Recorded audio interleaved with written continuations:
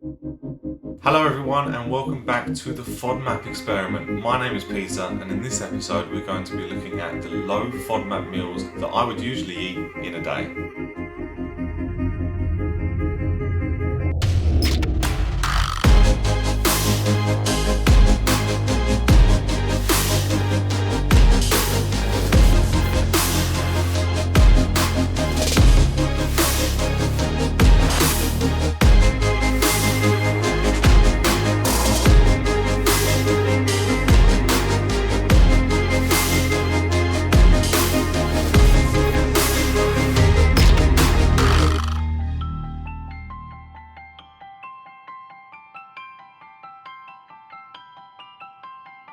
I live in East London where I will typically work from home 2 days a week, but I work in central London 3 days a week, so it's important to me to have foods that I can prepare at work and at home fairly easily. So first thing in the morning is usually a packet of oats, so simple. I'll use oat milk instead of cow's milk to avoid the lactose. I'll be honest, that's a lot of oats, but it does taste quite good. I'll usually have that with a cup of coffee, but of course caffeine is a no-no because it does upset your bowels, so I'll have that as a decaf version with 2 sugars and some oat milk on top. It gives it a strange colour, but it does work and at least I get my coffee.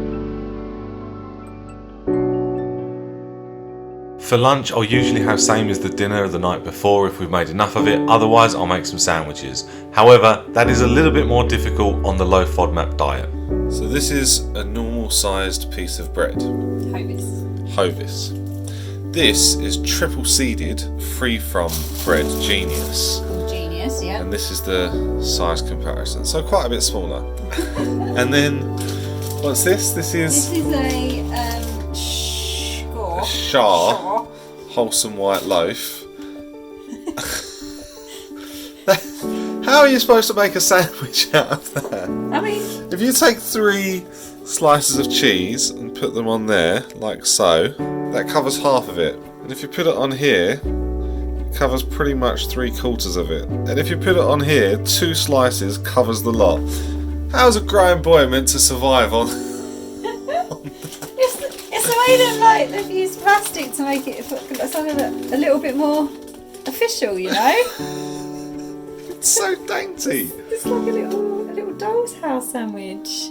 The answer, of course, is to make 2 sandwiches. So we're going to start off by buttering the bread. We're using just normal butter. I know it contains milk, but it's such a small amount that I don't have a problem with it. That may not be the same for you, but it's fine for me. The first one's going to be cheese, which, as you saw before, we can only fit 2 slices in there anyway. We're using medium strength cheddar cheese in this instance, and we're going to add some Asda cooked ham that's wafer thin. I love honey roasted ham, but we're not using that because honey roasted ham has honey, which is a high FODMAP. So now our first dainty sandwich is complete and we'll move on to the second one. And this one is my favourite of the 2. We've just got some Tesco smoked salmon. We're just going to layer a nice helping on top there and then grab ourselves a knife and cut up some cucumber so we can just layer that over the top as well. And the 2 of these actually go really well. But it is low FODMAP and I absolutely loved it, really enjoyed it, definitely filled a hole. So that's both of our sandwiches done. Snacking was one of the areas that I thought I was really going to struggle with, but actually there are a lot of options available to you. These Snacker Jack cakes, for example, are huge. They will fill a hole if you're caught short. If it's quantity that you're after or that hand to mouth habit, then this popcorn is absolutely fantastic and is low FODMAP. If you're after a quick, tasty fix on the go, these free from chocolate biscuits are absolutely amazing. And these ginger biscuits from Lidl actually work quite well as well. Rice cakes are generally a safe bet. Even the milk chocolate covered ones I haven't had a problem with so far. These are Scottish rough oat cakes. Don't do it to yourself. Seriously, they are disgusting. Really not worth it. I'm going to throw all of these away. They are horrible. I regret putting them in my mouth. So this section is all about dinners and it's perhaps the most complicated section. Now I'm just going to show you a couple of the dinners that we've made, but not the recipes to make them. I'm going to do those as a completely separate video. I've obviously done a lot of research into FODMAP and the IBS diet and all of this kind of stuff, and all of the YouTube videos that I found, or at least most of them, seem to have these extensive recipes that mean that you have to cook all of the ingredients from scratch and really start from the bare basics.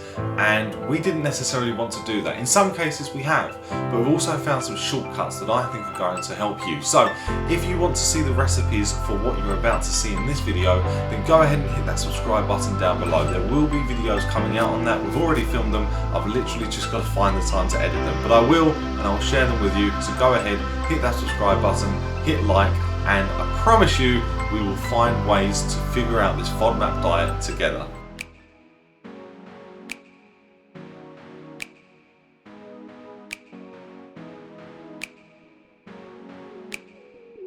So one of the recipes that we did was breast of chicken stuffed with feta and with spinach, and then served alongside some roast potatoes, which is absolutely fine on the FODMAP diet. And this was delicious. You could hardly tell that I was on any kind of diet whatsoever. It was in a tomato-based sauce and absolutely covered with cheese, and it was just delicious. The next one to show you is actually a risotto, which we made with a vegetable broth from scratch, and it involved putting all of these vegetables into the pan and just letting them simmer and letting that water soak up all of the flavours. Then we added that to the risotto, and we had that with some vegetables and with some salmon, and it just turned out absolutely perfect. It had all of the vitamins and nutrients that we would need, and it was a delicious meal. It just took a really long time to do. This is an example of one that maybe you don't want to start off with if you can help it. As I mentioned, we will be doing the full recipes for those. As you can see, a lot of ingredients were used in some of those. So if that's what you're interested in seeing, go ahead and hit that subscribe button. It is free, and you'll get notifications when the next video comes out so that you can keep up to date with low FODMAP recipes that are going to be good for you. Thank you ever so much for watching. Really appreciate your time, and I'll catch you in the next one. See ya.